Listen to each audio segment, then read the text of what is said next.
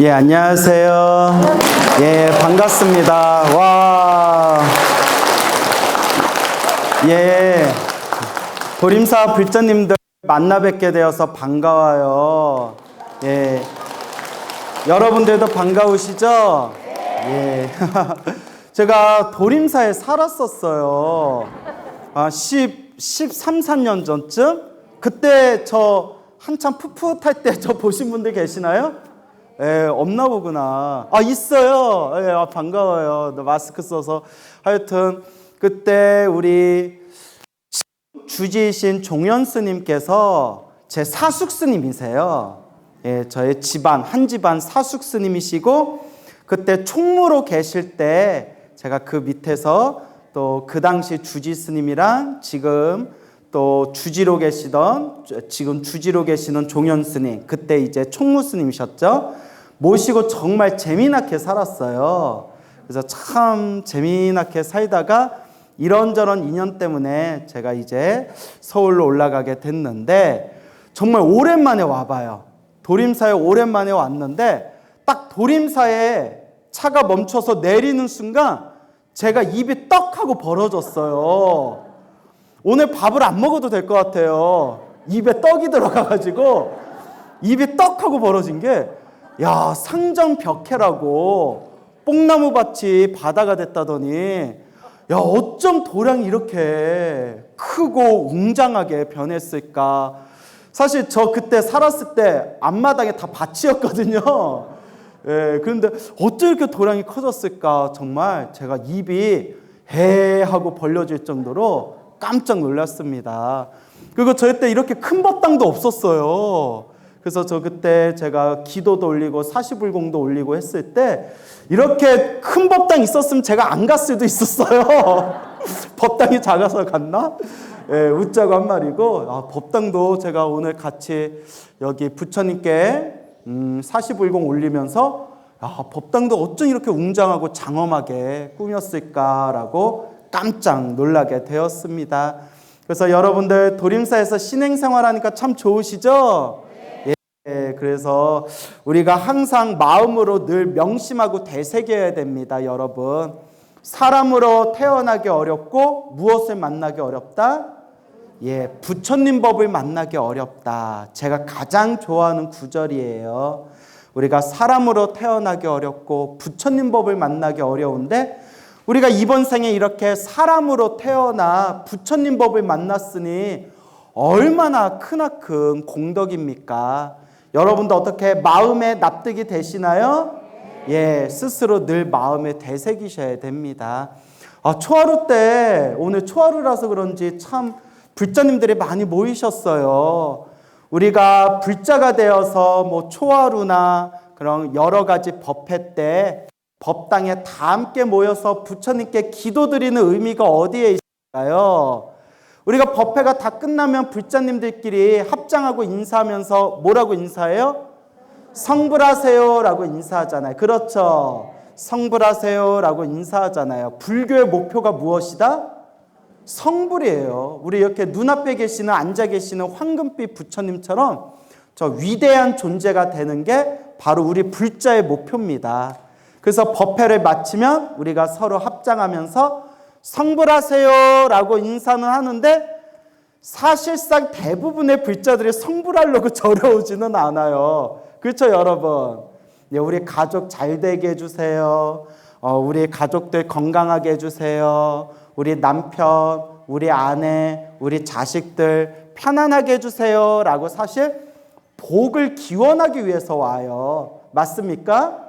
여러분들 오늘 부처님께 사시불공 올리고 축원 올리면서 저 성불하게 해주세요 라고 기도하신 분 있으세요? 그래, 있는 걸로 칠게요. 근데 대부분은 어떤 마음으로 기도하죠? 가족들 건강하고 편안하게 해주세요 라고 기도하시죠? 예, 그것도 좋아요. 그것도 좋은 겁니다. 왜냐? 옛날에 큰 스님들이 말씀하시기를 중생들마다 다 수준이 다르기 때문에, 중생들마다 다 타고난 그릇이 다르기 때문에 일단 개인적인 복을 구하기 위해서, 개인적인 소원 성취를 위해서 절에 오더라도 부처님하고 인연 맺는 게 중요하다라고 말씀하셨어요. 이렇게 개인적인 소원과 개인적인 복을 기원하기 위해서 절에 왔다 하더라도 부처님을 향해서 절을 한번 올리고 부처님을 향해서 염불 한번 한 그 인연 공덕으로 우리는 부처님 가르침과 인연을 맺어서 결국 언젠가는 비록 내가 개인적인 소원을 빌었다 하더라도 그 인연으로 언젠가는 우리는 무엇이 될 수 있다?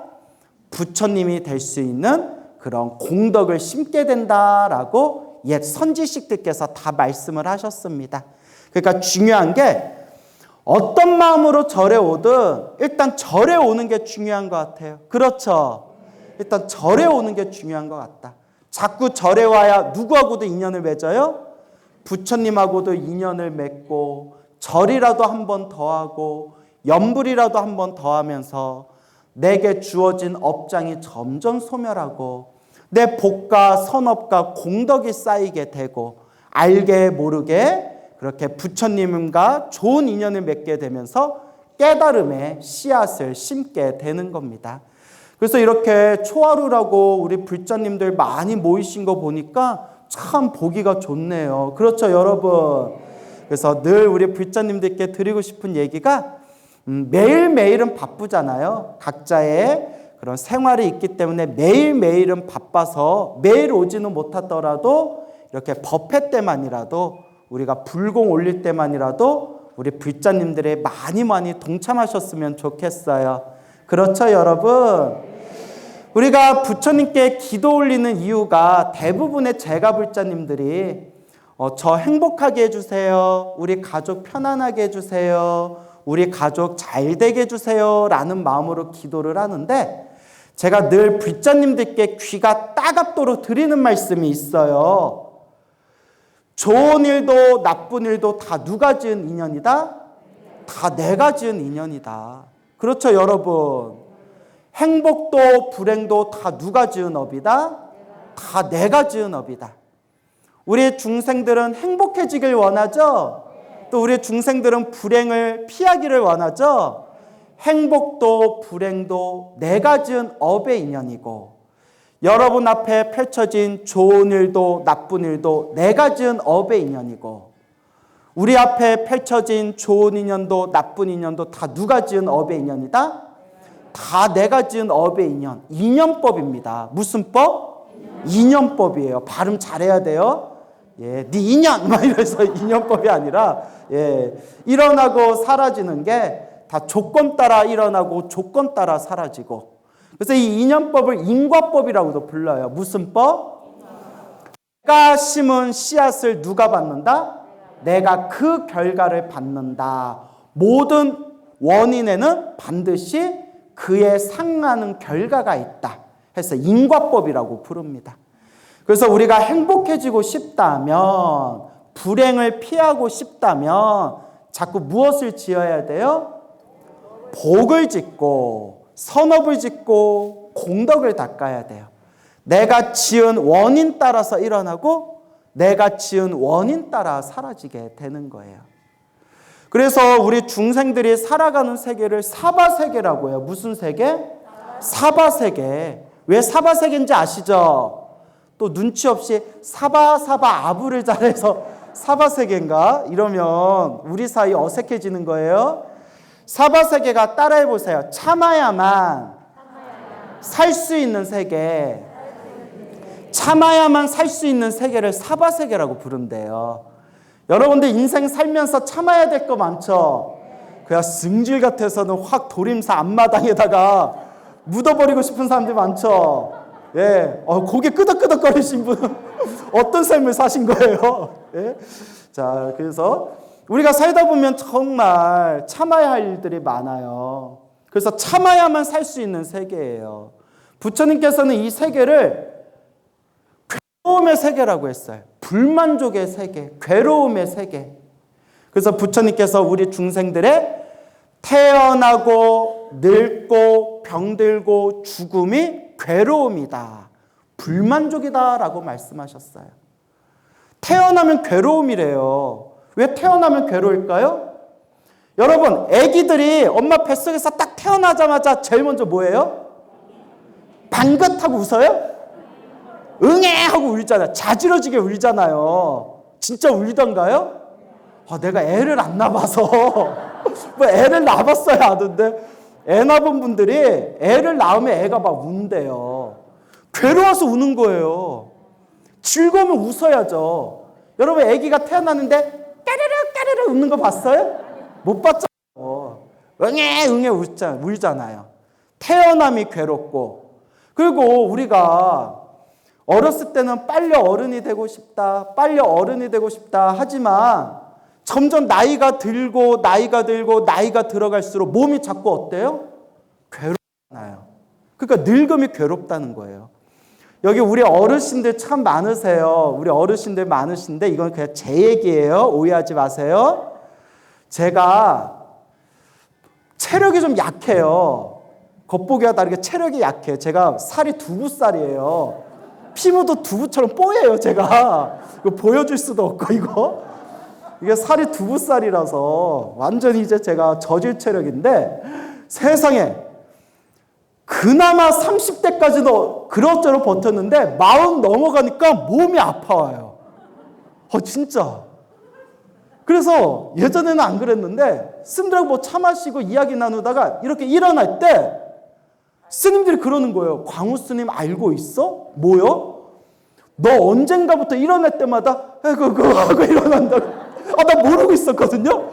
그래서 가만히 제 자신을 관찰해 보니까 제가 이거 일어날 때마다 저도 모르게 이러면서 일어나는 거예요. 막 무릎도 아프고 몸이 옛날 같지가 않은 거예요. 그때 느꼈죠. 늙음이 괴로움이구나. 안 아픈 데가 자꾸 아파오는구나. 제가 정말 밥을 잘 먹어요. 제가 스님이 안 됐더라면 그 유튜브에 가서 먹방 채널 했으면 나도 구독자 엄청 모았을 거예요. 그렇게 주변에도 스님들이, 신도들이 제가 그렇게 먹성이 좋다고 어쩜 그렇게 복스럽게 먹냐고 이야기를 많이 들었거든요. 그렇게 잘 먹었는데 저는 먹어도 배가 고프더라고요. 말을 많이 해서 그런가 봐요. 그래서 먹어도 배가 고프고 정말 소화 하나만큼은 자신이 있었는데 40이 넘어가니까 당당당 당뇨가 왔어요. 그래서 지금 관리 잘하고 있어요. 걱정하지 않으셔도 돼요. 관리 잘하고 있는데, 그러니까 이게 나이가 드니까 그때 부처님 말씀이 하나도 틀린 게 없구나. 늙음이 괴로움이구나. 자꾸 몸이 아파오는 거예요. 여기 어르신들 많아서 제 말에 동감하시죠? 우리 이 얘기 듣고 우리 노보살이 지금 무릎 주무르고 계시잖아요. 지금 주무르고 계세요. 괜찮아요. 그 마음 이해해요. 저도 일어나면서 에고고 하면서 일어나는데. 자, 그래서 또 병이 드는 게 괴로움이에요. 그렇죠. 병 드는 게 괴롭고 죽음이 괴롭구나. 근데 죽음이 끝이 아니래요. 부처님께서는. 죽은 뒤에 또 어떻게 해야 돼요? 내가 지은 업보대로 또 태어나야 되는구나. 내가 지은 업보대로 또 태어나야 돼요. 좋은 인연, 나쁜 인연, 내가 지은 업의 인연대로 또 만나야 돼요. 그래서 갓난 애기들은 전생을 기억한대요. 어른스님이 그런데 갓난 애기들은 전생을 기억한대요. 근데 커가면서 이것저것 마음에 때가 타기 시작하면서 전생을 잃어버린대요. 그래서 애기들이, 갓난 애기들이 태어날 때 우는 거래요. 전생을 기억하기 때문에 또 태어났어. 이 그지 같은 세상 또 태어났어. 하면서 그렇게 울부짖는 거래요. 그래서 내가 애기한테 물어봤어요. 애기야, 전생이 기억나? 그 애기가 뭐라고 했을까요? 뭐가 네요. 오버하고 계셔. 예? 응애 하고 울더라고요. 예, 맞아요. 응애 하고 울더라고요. 자, 이렇게 생로병사, 태어나고 늙고 병들고 죽음이 괴롭고, 죽은 뒤에 내 업보 따라서 또 태어나고 그 업보를 내가 또 받아야 되기 때문에 괴롭대요. 그 괴로움 속에서 사랑하는 사람 못 만나서 괴롭고, 미워하는 사람 자꾸 봐서 괴롭대요. 그리고 구하고자 해도 얻고자 해도 가질 수가 없어서 괴롭대요. 사랑하는 사람 못 만나서 괴롭고, 미워하는 사람 자꾸 봐서 괴롭대요. 근데 참 희한해요. 우리 중생들 만나보고 이야기 나눠보면 참 희한해요. 어느 중년의 부부가 있었는데 그분들하고 이제 우연히 차를 마시게 됐는데 둘이 CC였대요. 캠퍼스 커플. 죽고 못 살았대요. 서로 너무 하루라도 못 보면 애간장이 녹을 것 같아가지고 졸업하자마자 바로 결혼했대요. 그렇게 사랑하는 사람 못 만나서 너무나 괴로워서 그렇게 빨리 결혼을 했는데 남편이 부인한테 막 이러는 거예요. 스님, 천생연분입니다. 저는 죽어도 다음 생에 우리 마누라랑 또 결혼할 겁니다. 그 부인 되는 분이 아유 당신은 별 얘기를 다 해 스님 앞에서. 아이 그러지 마. 아우 저는 우리 마누라고 다음 생에 또 만날 겁니다. 막 이러더니 그 거사님이 잠깐 전화가 따르릉 와가지고 저 전화 좀 받겠습니다 하고 밖에 나가셨는데 막 웃고 계시던 보살님이 갑자기 정색을 하시면서 스님 다음 생에 저 인간 안 만나려면 어떻게 해야 돼요? 예? 아니 서로 너무나 사랑해서 애타게 사랑해가지고 졸업하자마자 만났고 남편분은 다음 생에라도 또 우리 마누라 만나겠다 하는데 왜 그러세요? 했더니 그건 저 사람 생각이고요. 진짜 스님 맞상 살아보세요. 힘들어요 하시더라고요. 고개를 계속 끄덕끄덕거리는 분이 계세요. 예, 다 동감하시죠? 그러니까요. 그토록 사랑했던 사이도 왼수가 되고 그토록 아름다웠던 인연도 가장 나에게 상처 주는 아픈 인연으로 다 다가오고 이렇게 인연법이라는 건 한 치 앞도 알 수가 없어요. 그렇죠. 한 치 앞도 알 수가 없어요. 세상에서 가장 사랑하는 존재가 자식이라면서요. 그렇죠. 자식이래요. 뭐 똑같은 얘기 또 해서 뭐하지만 전 자식을 안 낳아봤잖아요. 근데 여러분 그 법정 스님이라고 아시죠? 법정 스님의 스승님이 송광사 큰 스님이었던 효봉 스님이세요. 들어보셨나요? 효봉이라는 큰 스님이 계셨는데 우리나라 최초의 조선인 판사였대요. 그러다가 독립운동가에게 사형을 선고하고 나서 그에 대한 죄책감과 그런 어떤 후회 때문에 모든 걸 다 버리고 30대 후반 늦은 나이에 이제 머리를 깎고 출가해서 돌을 닦으셨어요. 얼마나 맹렬하게 수행을 하셨는지 엉덩이가 골마 터져가지고 상처가 났대요. 그 엉덩이가 골마 다 터져버린 그 상처가 돌아가실 때까지 엉덩이와 엉덩이 밑에 허벅다리에 상처가 그대로 흉터가 있을 정도로 그러니까 엉덩이가 썩을 정도로 그렇게 수행하셨던 큰 스님의 효봉스님이라고 계셨습니다.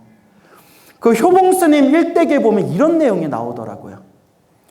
효봉스님께서 결혼을 하고 애까지 낳은 상태에서 야밤도주 하셔서 출가하셨어요. 원래 야밤도주 하는 게 우리 불교 전통이에요. 부처님께서도 야쇼다라 부인이 있고 라울라 아들 있는데 언제? 밤에 야밤도주 하셨잖아요. 그래서 제가 처음에 머리 깎고 출가할 때 어른 스님이 저한테 물어보시더라고요. 어라 나이가 몇 살인고? 예, 20살입니다. 오호, 어쩜 이 시대에 이렇게 일찍 출가를 했나? 결혼은 못 했겠네. 예, 좋습니다. 결혼 연애도 못 해봤습니다. 애도 없겠네. 당연히 애도 없죠. 했더니 씩 웃으면서 성불하긴 글렀네 이러시더라고요. 왜요? 야, 부처님은 결혼도 하고 애도 낳고 출가하셔서 성불하신 거야. 이렇게 농담 삼아서. 또 이거 진담으로 알면 안 돼요. 어른 스님이 짓궂게 농담 삼아서. 근데 효봉 스님도 누가 부처님 제자 아니랄까봐 야밤도주를 하셨어요.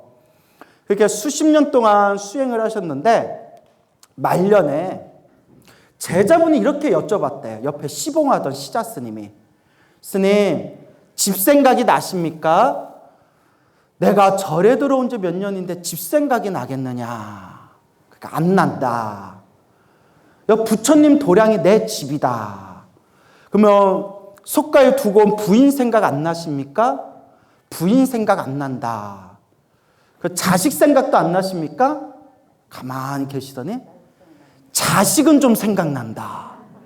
이게 인간의 정인가 봐요. 그래서 저 아시는 어느 불자님이 남편하고 사업을 하다가, 오래전 얘기예요. 사업을 하다가 사기를 당해가지고 사업이 쫄딱 망했대요. 너무나 힘들고 지쳐가지고 머리 깎고 출가한다고 절에 들어갔대요. 그 비구니 절에 가가지고, 비구니 절에 가서 이제 행자 생활을 하는데, 행자 생활을 하시다가 남편이 몇 번을 찾아왔대요. 남편이 찾아올 때마다 안 만났대요. 나 저 사람 모릅니다. 저 사람 모르는 사람입니다. 안 만나겠습니다. 시부모님이 찾아왔대요. 돌아가자. 시부모님은 그래도 안 만날 수가 없어서, 어른이라서. 어머니, 저 죽었다 생각하고 저 놔주십시오. 저 이제 다 내려놓고 그냥 저 이렇게 수행하다 가겠습니다. 마지막에 누구를 데려왔어요? 자식을 데려왔어요. 애가 엉엉 우는데 달래가지고 애를, 남편하고 애하고 시부모님을 돌려보냈는데 일주일 내내 울던 애가 눈에서 지워지지가 않더래요. 남편도 안 만나고 시부모님도 돌려보냈는데 결국 누구 때문에 집으로 돌아갔다? 자식 때문에 집으로 돌아갔대요. 이 얘기를 왜 하느냐? 우리 어머님들은 다 동감하시죠? 대부분의 어머님들은 동감하실 거예요. 그런데 그렇게 끔찍하게 금이야 오기야 아끼고 아꼈던 자식이 가장 큰 빚쟁이래요. 그래서 이런 얘기를 해요. 전생의 가장 큰 빚쟁이가, 전생의 가장 큰 빚덩어리가 누구로 태어난다? 자식으로 태어난대요. 퍼줘도 끝이 없어요. 모르는 놈들은, 차라리 남편은, 차라리 피로 나눈 형제는 안 보면 되는데 자식은 안 볼 수가 없어요. 속이 다 터져서 피눈물을 흘려도 자식은 놓을 수가 없대요. 그래서 우리 어르신들이 하시는 말씀이 전생에 가장 큰 빚쟁이가 누구로 태어났구나? 자식으로 태어났구나 라는 말씀을 하십니다. 우리가 서로 만나는 인연은 두 가지 이유로 만난대요. 몇 가지 이유? 은혜를 갖기 위해서 만났거나 왼수를 갖기 위해서 만났대요. 빚을 갚으러 온 사람도 있고 빚을 받으러 온 사람도 있대요. 여러분들을 스스로 한번 살펴보세요. 내 주변에 있는 사람들, 부모님, 자식, 남편, 형제, 자매, 주변에 친분이 있는 사람들이 나에게 빚 받으러 왔는지, 나에게 빚을 갚으러 왔는지 한번 살펴보세요. 은혜가 많아요? 왼수가 많아요? 아이고, 어디서, 왼수, 이런 소리가 들리네. 그래서 우리가 닦는 거예요. 그래서 뭐 한다? 그래서 닦는 거예요.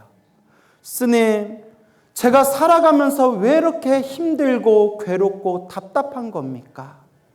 왜 이렇게 제 주변에 저를 힘들게 하는 사람이 많습니까? 우리 부처님이 말씀하셨죠. 시작 없는 옛적부터, 머나먼 과거전생, 과거정생, 시작 없는 옛적부터 알고 지었건 모르고 지었건 탐욕과 성냄과 어리석음에 물들어서 몸과 말과 생각으로 지었던 그 업보의 인연들을 만나고 헤어지고 만나고 헤어지게 되는 것이다. 여러분이 만나는 인연들이, 좋은 인연들이, 나쁜 인연들이 다 누가 지은 업의 인연이에요? 다 내가 지은 업의 인연이에요. 한치의 이거는 한치의 오류도 없대요. 그대로 내가 지은 업의 인연들이에요. 그래서 불교 수행을 깊이 하면 깊이 할수록 남을 원망하는 마음이 사라진대요. 부러워하는 마음, 질투하는 마음, 시기하는 마음이 사라진대요. 왜냐? 다 자기 복대로 살거든요. 다 자기 복대로 사는 걸 알기 때문에 부러워하는 마음, 질투하는 마음들이 점점 사라져요. 그리고 미워하는 마음, 원망하는 마음이 사라져요. 저런 인간들을 만난 것 자체가 누가 지은 업의 인연이다? 내가 지은 업의 인연이다. 그러면 나는 지금 다른 사람들에게 어떤 업을 짓고 있는가? 정말 이 인과법이 무서워요. 정말 이 인연법이 무섭습니다. 그렇다면 여러분들에게 제가 한 가지 질문을 드리자면, 여러분들은 지금 좋은 업을 많이 짓고 있는 것 같습니까? 나쁜 업을 짓고 있는 것 같습니까? 자기 입으로? 어머, 도림사 신도들 뻔뻔하다. 자기 입으로 좋은 업이요. 웃자고 말이에요. 맞아요. 자꾸 닦아야 돼요. 결국 자기가 닦는 수밖에 없습니다. 여러분들이 절에서만 와서 절에서만 부처님한테 부처님 제가 잘 살겠습니다. 제가 열심히 은혜하면서 살겠습니다. 부처님 앞에서만 맹세하시면 안 돼요. 나가서 사람들을 어떻게 대하고 있는가? 내가 다른 사람을 불편하게 하고 있지는 않은가? 내가 사실 며느리 속을 박박 긁어놓고 나는 잘 산다고 착각하고 있지는 않은가? 내 남편한테 막 잔소리 박박 바가지 긁으면서 나 정도 마누라 만난 것에 복이라고 알아? 뭐 이러면서 초하루 때 당신 위해서 내가 얼만큼 열심히 기도했는지 알아? 이렇게 상을 내고 있지는 않은가? 우리 중생들 마음가짐이 다 비슷비슷하거든요. 결국 내가 평상시의 일상에서 어떤 업을 짓고 있는가? 제가 굉장히 존경하는 대만의 큰 스님이 계셔요. 광흠이라는 스님이 계시는데 오래전에 세상을 떠나신 분인데, 그분이 돌아가실 때 세상 그 다비장에서 하늘에 막 관광을 하시고, 그분은 평생 과일만 드셨대요. 밥을 안 드셨대요. 과일만 드셨고 연불수행을 하신 큰 스님이 계셨어요. 예? 근데 이 광음 스님한테 어느 노보살님이 찾아왔대요. 그래서 자꾸 그렇게 주변 사람들 흉을 보고 자꾸 며느리 흉을 보더래요. 며느리 때문에 못 살겠어요. 며느리 때문에 못 살겠어요. 어쩜 저렇게 말을 안 들을까요, 스님? 어쩜 저렇게 말을 안 들을까요, 얘가? 큰 스님이 끄덕끄덕 하면서 아미타불, 아미타불, 끄덕끄덕 연불하고 끄덕끄덕 고개를 끄덕이면서 그 노보살님의 푸념을 다 들어주시다가 어느 날 이런 말씀을 했대요. 잘 들어보세요, 여러분. 보살님, 배가 아파서 막 설사가 터져나올 때가 있었습니까? 있었죠. 배탈 나가지고 막 배가 아파서 막 설사 나올 때가 있었죠. 배탈이 나가지고 설사할 때 마음대로 꾹 참고 마음대로 조절이 됩니까? 안 됩니까? 안 되죠. 그 터져나오는 걸 어떻게 참아요? 공경이죠. 보살님, 자기 몸뚱아리도 마음대로 못하면서 왜 자꾸 남을 마음대로 하려고 하십니까? 명답이죠. 제가 그 말씀을 듣고 저도 무릎을 탁 쳤어요. 내 몸뚱아리도 마음대로 못하면서 왜 자꾸 남을, 며느리를, 자식을, 남편을, 주변 사람을 왜 자꾸 마음대로 하려고 하십니까? 그러려니 하십시오. 뭐 하십시오? 그러려니 하십시오. 그리고 그 뒤에다 제가 이야기 하나만 제가 더 보태자면, 보살님, 그런 며느리 만난 것도 누구 업입니다? 내 업입니다. 보살님이 복을 많이 지었으면 더 좋은 며느리 만났겠죠. 그리고 막말로 며느리는 며느리대로 정말 열심히 한다고 하는데 시어머니 때문에 너무 힘들고 괴로울 때, 제가 또 시어머니한테 괴로움에 빠진 그 며느리를 향해서 제가 또 뭐라고 하겠어요? 그러려니 하십시오. 보살님이 복을 많이 지었으면 더 좋은 시어머니 만났겠죠. 맞습니까? 결국 다 자기 뭐대로 만나더라? 자기 복대로, 인연대로 만나는 거예요. 그래서 제가 불자님한테 이런 얘기해요. 불자님들, 불교를 만나기 전에는 며느리 욕하고 남편 욕하고 아내 욕하고 자식을 욕할 수는 있지만 불교를 배운 뒤에는 주변 사람도 욕하지 마십시오. 왜냐? 그런 사람 만난 게 내가 뭐가 없어서 만난 거다? 내가 복이 없다. 내가 전생에 복을 안 줬다라는 걸 동네방네 소문내고 다니는 거예요. 맞습니까? 그럼 어떻게 해야 될까요? 이것도 내가 전생에 지었던 빚이려니, 내가 전생에 지었던 이번 생에 풀어야 할 숙제려니 생각하고 닦고 닦고 닦아 나갈 뿐입니다. 그래서 여러분들 닦으시려고 초하루 오늘 도림사에 오신 거잖아요. 그렇죠? 그래서 오늘 여러분들 얼굴 보니까 얼굴이 많이 닦였어. 예.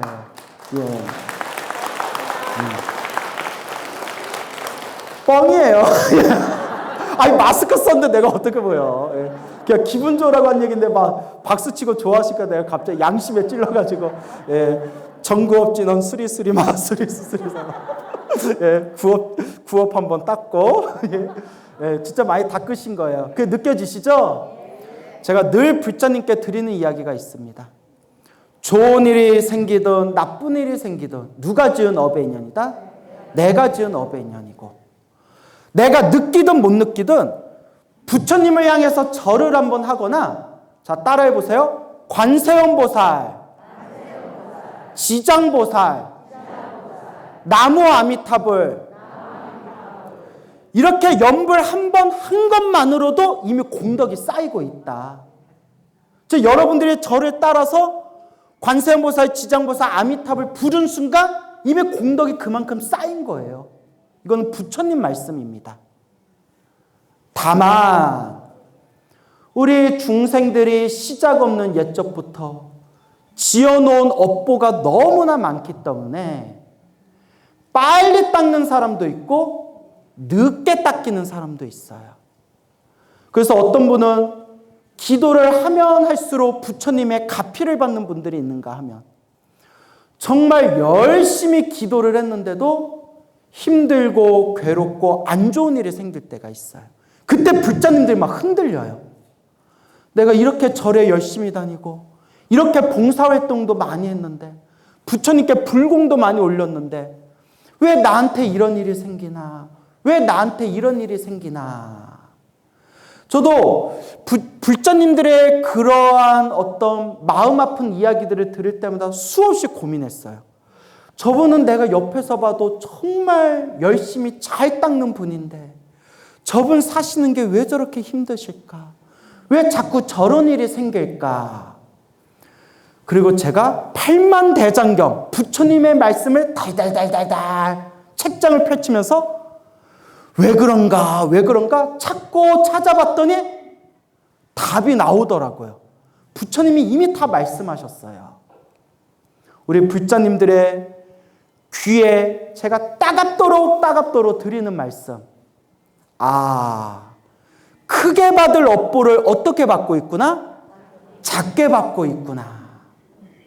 시작 없는 옛적부터 지었던 우리의 그 수많은 업보를, 크게 받아야 할 업보를 어떻게 받고 있구나?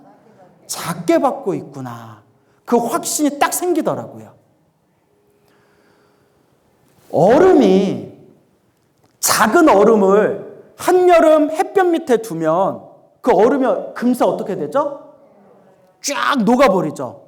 그냥 잠깐 어디 좀 약간 쳐다보고 딴짓하는 사이에 그 얼음이 싹 녹아버리잖아요. 언제 얼음이 이렇게 녹았지? 사람 키보다 큰 두꺼운 얼음 덩어리를 햇볕 밑에 두면 녹는 속도가 빠르겠어요? 느리겠어요? 느리죠. 그게 우리 업보라는 거예요. 우리 업보가 작은 얼음처럼 우리 업보가 작을 때는 기도를 조금만 해도 빨리 녹아요. 하지만 과거 전생에 지었던 그 업보가, 그 얼음장이 단단하고 그 얼음이 두꺼우면 아무리 기도를 해도 늦게 녹는 거예요. 하지만 꼭 명심하셔야 됩니다.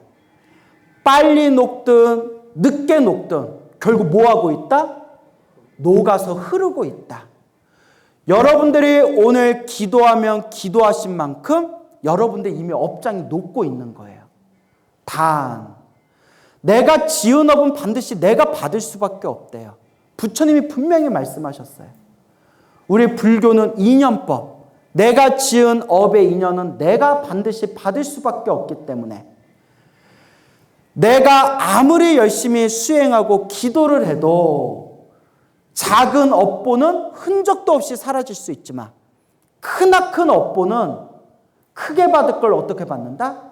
작게 받을 수밖에 없는 인연법의 흐름이 있답니다. 이 믿음을 가지시고 확신을 가지셔야 됩니다.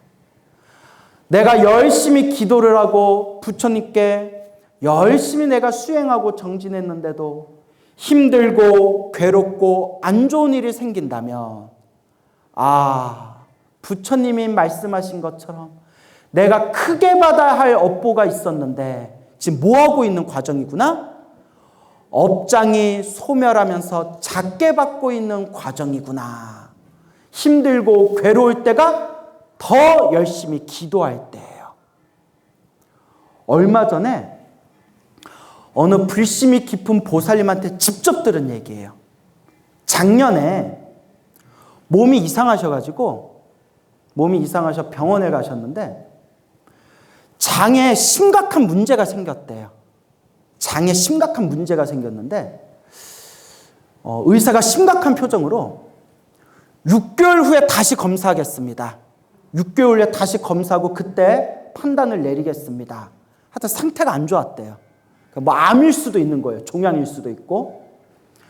이 보살님이 평소에 신묘장구 대다라니 기도를 엄청 열심히 하셨대요. 신묘장구 대다라니 기도를 엄청 열심히 하셨는데 이 보살님이 이미 그 기도의 맛을 보신 분이에요. 힘들고 괴롭고 답답할 때가 바로 뭐 할 때다? 기도할 때다. 더 열심히 기도하셨대요. 열심히 기도하고 기도하시다가 6개월이 코앞에 다가올 때쯤에 다시 재검진을 받을 때쯤에 기도회양의 마음으로 상원사 정밀보궁 있죠. 오대산 상원사 정밀보궁에 가서 그때 1000배 절을 올렸대요. 쉬지 않고 1000배 절을 올리고 집에 와서 푹 잤는데 생생한 꿈을 꾸셨대요. 저한테 직접 해주신 얘기예요. 어떤 남자가 쓱 나타나더니 몸이 많이 아프구나 이러더래요. 저 몸이 아픕니다. 그래. 그래서 그 남자한테 물어봤대요. 저 죽겠습니까? 제가 죽겠습니까? 너 죽는다 이러더래요. 말도 더럽게 하는 사람 보고 죽는다. 얼마나 무섭겠어요. 꿈에서라도. 그렇죠. 아니야. 치료하면 나을 수 있을 거야. 이렇게 얘기해줘야지. 너 죽는다 이러더래요. 남자가. 근데 그 보살님이 꿈에서도 뭐 할 수 없지. 죽는다는데 할 수 없지 하고 있는데 남자가 손을 쓱 내밀면서 이걸 먹어라 이러더래요. 하얀 알약이더래요. 새하얀 알약을 주면서 이걸 먹어라. 그래서 그걸 꼭 가서 먹었는데 꿈속인데도 뱃속에 부두둑 하면서 뭐 배가 아프더래요. 나 화장실에 가서 부두두둑 하고 뱃속에 있는 걸 싹 다 쏟아내는데 화장실에 그 변기가 철철 넘칠 정도로 뱃속에 있는 더러운 걸 시원하게 싹 다 그걸 쏟아냈대요. 그리고 잠에서 딱 깼는데 속이 너무 편안하더래요. 꿈인데도. 자, 아니 한국 사람 성격 급하다. 아직 끝나지도 않았는데 갑자기 결과를 들으셔야죠. 이제 결과는 다 눈치채신 거죠. 자, 6개월 그 재검진 날이 와서 병원에서 딱 검사를 해서 결과를 받았는데, 자, 여러분 눈치채신 대로 의사가 깜짝 놀라면서 뭘 드셨냐고, 도대체 무슨 일이 있었냐고, 이런 경우가 없는데 너무 장이 깨끗하다고, 장이 너무 깨끗해서 뭐 검사할 것도 없다고. 의사가 세상에 이럴 수가, 어떻게 이런 일이 있지? 분당 서울대병원에서 그와 같은 가피를 생생하게 체험하셨다고 저한테 직접 말씀해 주셨습니다. 여러분, 가장 힘들고 괴롭고 답답할 때가 기도할 때입니다. 여러분, 좋은 일도 나쁜 일도 누가 지은 업의 인연이다? 내가 지은 업의 인연이고, 힘들고 괴롭고 답답할 때가 바로 기도할 때고, 기도를 열심히 했는데도 안 좋은 일이 생기는 것은 내가 크게 받을 업보를 작게 받고 있는, 무엇이 소멸하고 있는 과정이구나? 업장이 소멸하고 있는 과정이구나 라는 것을 꼭 명심하시기 바랍니다. 그래서 자꾸 닦아야 돼요. 어떻게 닦아야 돼요? 자꾸 닦아야 돼요. 그래서 우리 큰 스님들께서, 선지식들께서 우리 불자님들 조금이라도 업장을 소멸하고 조금이라도 더 공덕을 닦으라고 수많은 방편법을 만드신 거예요. 그 중에 하나가 바로 예수제예요. 몇십 년 전에 있었던 일인데 하도 유명한 얘기라서 여러분들 아실 거예요. 서울에 있는 큰 대형 사찰에 어떤 남자가 와서 막 사람들이, 남자 여러 명이 와가지고 법당에서 막 행패를 부리고 난동을 부리고 난리가 났대요. 경찰 부르고 난리가 났대요. 붙잡아서 왜 그랬냐 했더니 너무나 자존심 상하고 속상하고 괘씸해서 그랬대요. 경찰이 뭐가 속상했냐? 스님도 어이가 없어서 스님들도 이보시오, 뭐가 그렇게 우리가 잘못했어 했더니 왜 절에서 예수님 제사를 지내냐고. 왜 절에서 예수님 제사를 지내냐고. 이게 뭐하는 짓이냐고. 교회로 개종하든가 막 이러면서 무식해서 그래. 뭐해서? 예수의 예가 미리 예 닦을 수, 살아생전에 죽기 전에 미리 좀 닦고 가자. 복 좀 짓고 선업 좀 짓고 공덕 좀 닦고 가자. 미리 닦고 가자. 그게 예수제예요. 그렇죠, 여러분? 근데 이게 남 얘기 아니에요. 불자님들 중에서 그런 분들이 있었어요. 하도 이제 절에만 다니시고 불교 공부를 많이 안 하시니까 며느리한테 물어보더래요. 얘야, 내가 물어보기에는 좀 창피하고 네가 스님께 가서 스님, 절에서 예수님 제사 왜 지내요? 그거 좀 여쭤봐라. 나 저 현수막에 예수제라고 있는데 나 너무 궁금하다. 그럴 수 있겠죠. 한문을 모르니까. 예수제. 따라해보세요. 미리에 닦을 수, 미리 닦고 가자. 미리 닦고 가는 그런 공덕을 닦는 기간입니다. 그래서 우리가 보통 윤달에 많이 해요. 그렇죠? 윤달이 2, 3년에 한 번씩 윤달이 돌아오죠? 옛날부터 4년? 옛날부터 윤달을 공달이라고 불렀대. 무슨 달? 빌고 비어있는 달이다. 이날은 텅 빈 달이라서 하늘의 신들도 쉬는 날이래요. 민간 신앙에서는. 하늘의 신들이 하늘에서 지상을 보면서 인간들이 무슨 짓을 저지르나 착한 일, 나쁜 일 다 하나하나 그것을 다 기록을 하는데 언제만큼은 쉰다? 윤달, 공달, 빈달, 그날이 쉬는 날이래요. 쉬는 달이래요. 그래서 옛사람들이 이런 말을 했어요. 공달, 윤달 때는 송장, 시체, 송장을 거꾸로 달아도 탈이 없는 달이다. 그런 얘기를 옛날부터 했대요.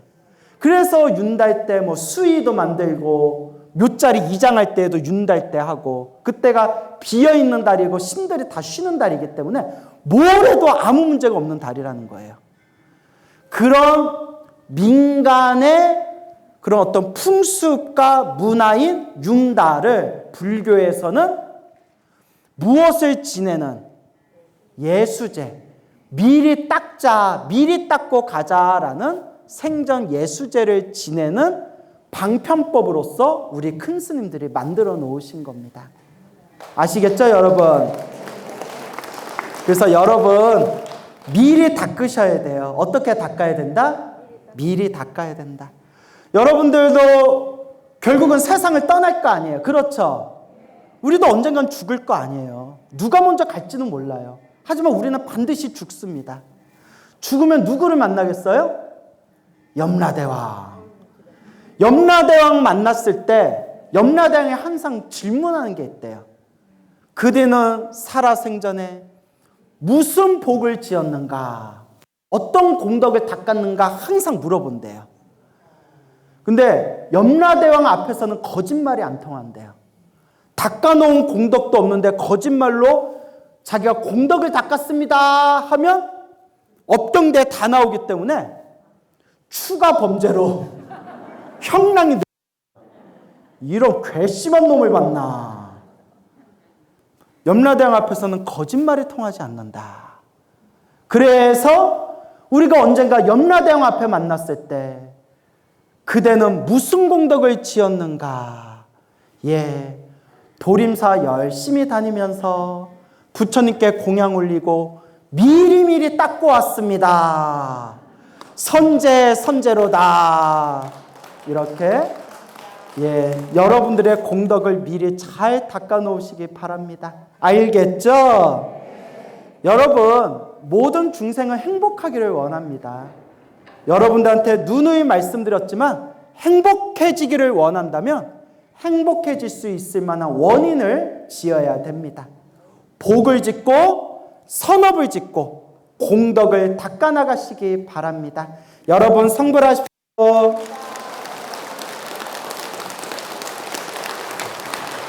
오늘 복을 주신 마음님께 감사드리고